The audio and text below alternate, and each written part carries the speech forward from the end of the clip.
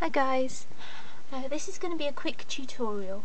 I showed my the front cover of my calendar insert of my Midori in my last YouTube video published yesterday, and some people in the Facebook group were interested how I actually did this. So I thought I'd show you how to do it. It's really simple, really easy. All you need is a pair of scissors or a craft knife and a cutting mat, a ruler, a pencil and some photo corners. Now this is the trick to the whole thing, photo corners. You don't need any glue or tape or anything. This cover is temporary, which means that you can change it out as frequently as you want. Literally, you just take the piece of card out and replace it with another one. It's really simple, but the photo corners means that it stays there when you want it to, and it goes in really easily, and it comes out when you want it to, so you can replace it. So you just slip it in under the photo corners, which means that you can change it out as frequently as you want. If you want a different cover for your an insert in your Midori, you can have it every single day if you want. So I'm going to show you how to do it. As I said, these are the things you need. You can either use a craft knife and a cutting mat or just a pair of scissors, but I prefer the craft knife with the ruler because I guarantee straight lines then, whereas I can't guarantee that if I'm using my eye with a pair of scissors. So what I chose to use is scrapbooking paper. Now this is from a set. This is a 12 by 12 piece. You can see where I've taken the rectangle out, but you don't have to use scrapbooking paper. You can use any type of decorative paper or card. I don't know what sort of thickness you should use. I think you can use anything as thin as normal printer paper, or you could use a quite thick card, but I wouldn't go above kind of 200 grams per square metre. But you don't have to use pre-decorated card.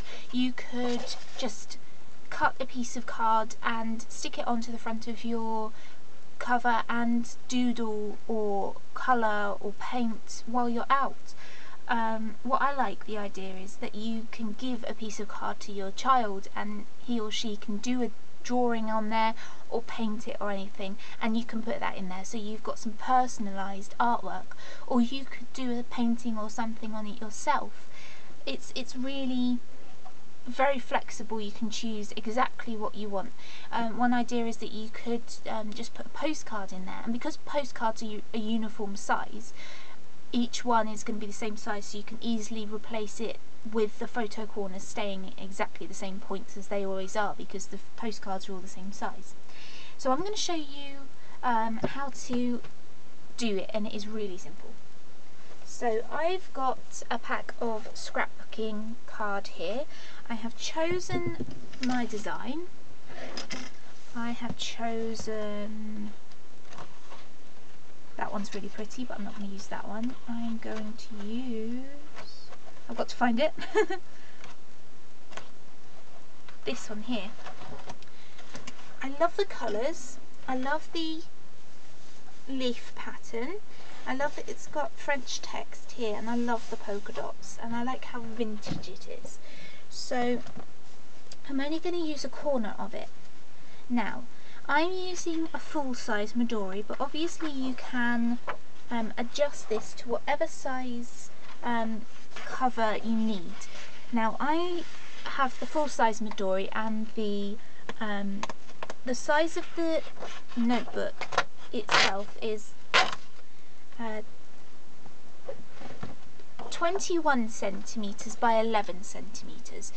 That is just over 4 inches by 8 inches. So that means that I'm going to do the card slightly smaller than the size of the cover of my Midori, because the photo corners need to fit on it without falling off the edge, if you know what I mean. The photo corners are really tight. You can tuck the corner of the paper really close into them, but you don't want to make the card so big that the photo corners will kind of be falling off the sides of the card. So personally, I do it a centimetre shorter than the height of the notebook and a centimetre shorter than the width of the notebook. So in the end, my piece of card is 20 centimetres by 10 centimetres, which is 8 inches by 4 inches. So I know the dimensions that I would want to use for my card. I know which area of the card I want to use. Now I could either turn it over and measure it with my ruler and my pencil, or I can just use this piece of card for a template. And a really easy thing to do would just be to make a template on white card and to use the same template again and again to measure out all the different cards you want. So I know that I'm going to do it about there, which I'm happy with because I'll get the pretty leaves, a lot of the French text, and then some of the polka dots at the top there. And then I've got the rest of the card to use for some other sort of design. So I'm going to turn it over and I'm just going to check it's still recording. Yep, brilliant. I'm going to line the template, even though this is a real cover piece of card, I'm just going to pretend it's a template. I'm going to draw the points that it intersects with the corners, and then I'm going to get my craft knife and I'm just going to do it with a ruler. I'm not going to draw the actual lines because the ruler really helps me to just do that in straight lines, whereas if I was using the scissors, obviously I would draw all the lines. Obviously be really careful when you are using a craft knife.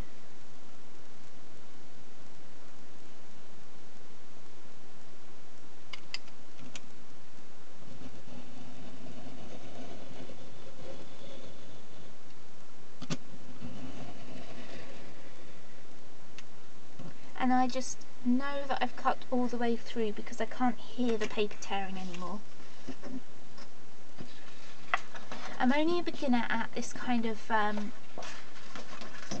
using scrapbooking materials, so I'm not very skilled at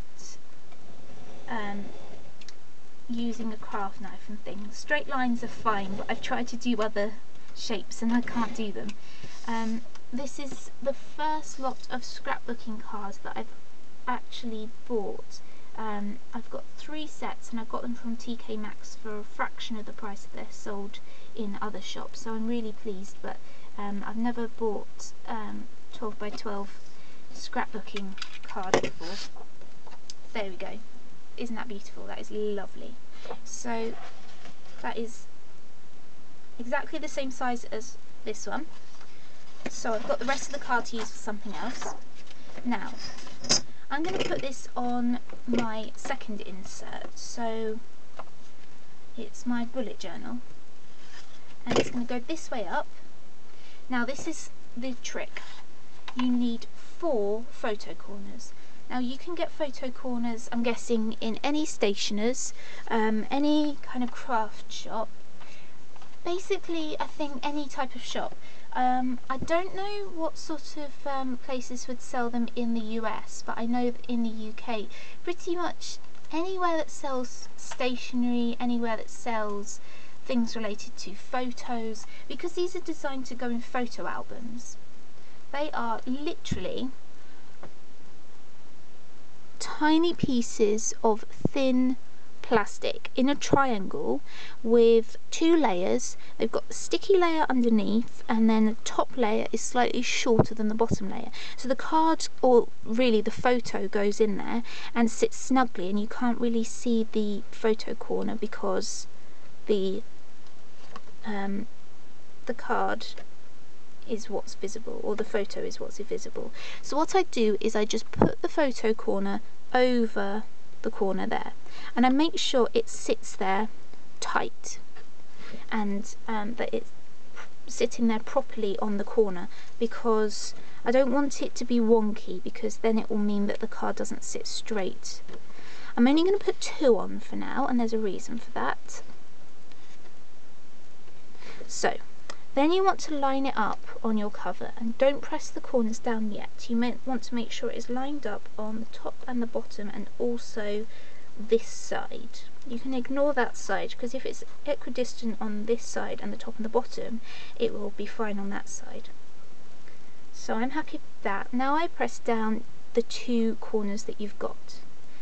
And the reason I don't put 4 on is because if I was now lining it up, the top and the bottom might not stick absolutely where I want them to, because I might be pressing these down and this might be sort of twisted or something, and it might not sit properly and you may not be able to peel them up again. So now I can take this card out again. You've got 2 corners sat there, and now I can stick the other 2 corners on.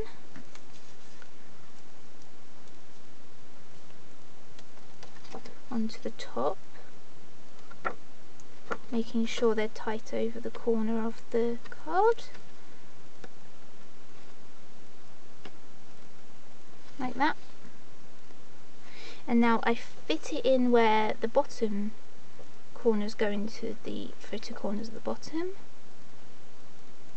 and I push it so that it's absolutely flat and there's no kind of bumps under it, which could mean that the top corners don't go on where they should. I press them down, and there you go. That is really simple. And now if I wanted to, I could take that one out and replace it with this one here.